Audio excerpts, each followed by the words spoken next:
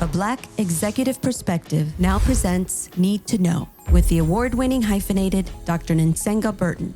Dr. Burton, what do we need to know?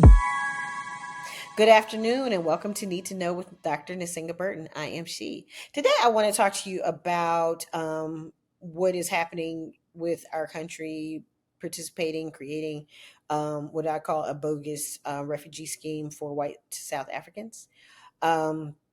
And I wanted to tell you this because I actually lived off and on in South Africa for 8 years.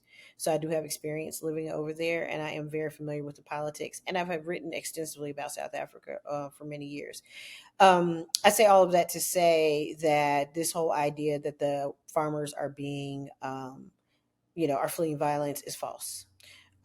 In South Africa, if you look at the 1930 Native Land Act, under apartheid, blacks could not own land.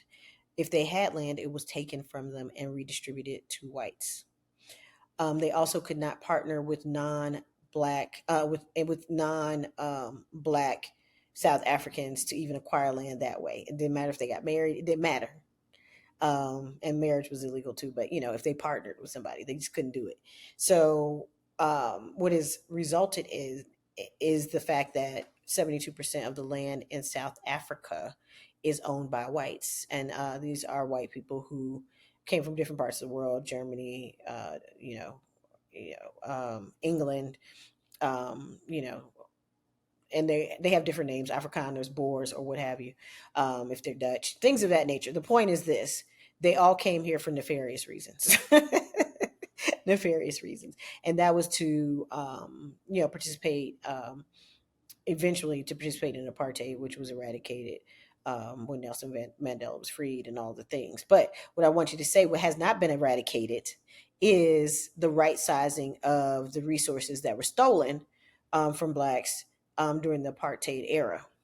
And that one of those things is land. So the farmers own 72% of the land. Black South Africans only own about 4% of the land. And when apartheid happened, or ended, rather, when apartheid ended, there was supposed to be what is called a land transfer. Blacks were supposed to receive their land back, but because they were so economically disenfranchised, and there's a lot of reasons. I don't have time to go into all of the 25 reasons, but one of the most important reasons is because they were so economically disenfranchised, many of them were not in the position to receive the land and be able to take care of the land, right? Because when you are kept without resources, when you live in abject poverty, I don't know if you all have seen Mandela homes, where Mandela, when he came out, he's like, everybody else, every South African is going to have a home. It's usually one room, is corrugated steel, three sides of corrugated steel over the top, nothing in the front. All right, so when we talk about poverty, it's poverty that the United States has not seen. So when y'all are like, why are they doing all this stuff for Africa? Why is Steve Jobs giving this stuff to Africa? Go visit and you will see why. Any country. And its beauty in Africa is cosmopolitan. I love it. It's one of my favorite continents. They have wonderful countries. They have a lot of wonderful things happening there too. So I don't want to be pejorative. What I am saying is that there is poverty that you will never see in the United States there. Okay. And so you don't understand it unless you've seen it and witnessed it. The point I'm trying to make is they own, that would be the white South Africans, 72% of the land.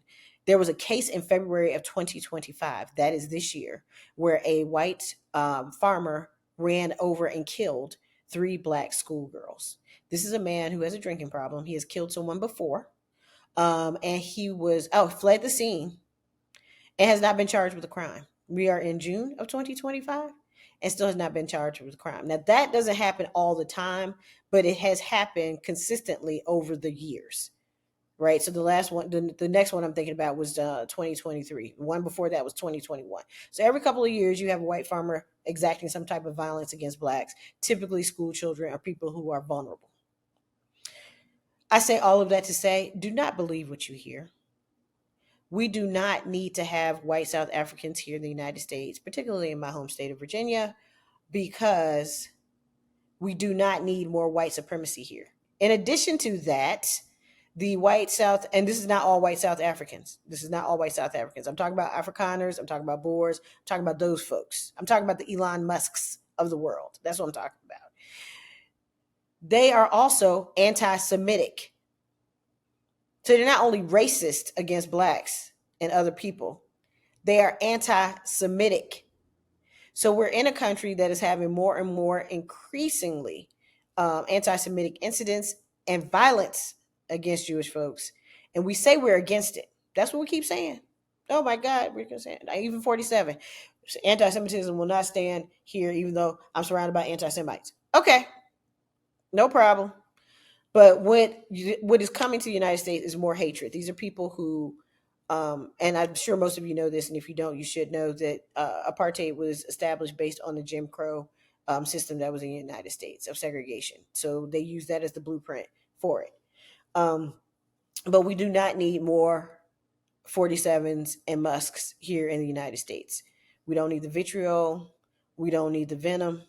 One of the South Africans who came here already has killed his wife since he's been here. Look that up because I know they're not reporting on that either. That's why y'all got to read the Bird Wire. Okay, shameless plug. I'm back. But what is most important is you cannot bring people who are hateful. They hate Black people. They hate people of color. They hate Jews. They're anti-Semites. So we don't need that in this country. So what you need to know is you need to contact your congresspeople and tell them to stop with this bogus refugee scheme. They are not fleeing anything. They own most of the land, and the same thing that happens everywhere in the world. That's why wars are fought over land.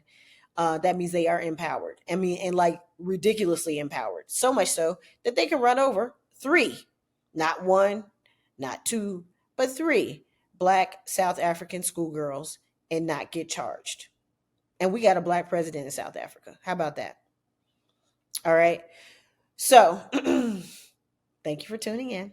Please contact your congresspeople and let them know to stop the bogus scheme because it really is in play, I believe, to make sure that we bring more people here who are not woke, as they say it. We haven't used woke in years. Like, they sound crazy when they say it. It's just not with the times, but whatever.